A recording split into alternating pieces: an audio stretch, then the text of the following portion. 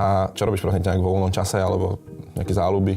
Vieš čo, popravde nič nerobím momentálne. Škola nič alebo práca? No alebo... ja už nechodím do školy a akorát som momentálne nezamestnaná. No možno vieš, čo by som chcela robiť, byť influencerka. Napríklad ja vôbec necvičím. Akože chodila som do fitka a tak, ale neviem prísť na to, akože na ten čas si to nájsť. Ja akože vždy niečo akože robím. Ráno by som išla aj do fitka, ale ja stávam, že o 2:30 po obede. O 3:00 po obede? No. To spíš celý deň akože?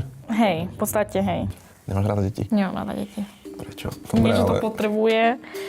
Ja neviem, tak pri tom sa ani nevyspíš. Poďme si to zrekapitulovať. Škaredá, tlstá, lenivá, neambiciózna, bordeláka, nič nerobí, nič nevie, není vtipná, není múdra, není zaujímavá, neschopná, zbytočná, ešte k tomu neznáša deti a nechce deti. Vanessa, povedz mi, čo ty prinášaš do vzťahu. Prosím ťa, napíš mi to ako koment pod toto video, alebo ako DM na Instagram. Mňa hrozne zaujíma, že čo si ty myslíš, že prinášaš do vzťahu, lebo ty vieš o tom, že vzťah je o tom, že každá strana tam niečo prinesie a sa to potom akože vyrovnáva. Ale vieš čo, chcela by som asi skôr, vieš čo, BMWčko. Pretože toto bol oficiálne najhorší človek všetkých čias. Čo viac k tomu dodať?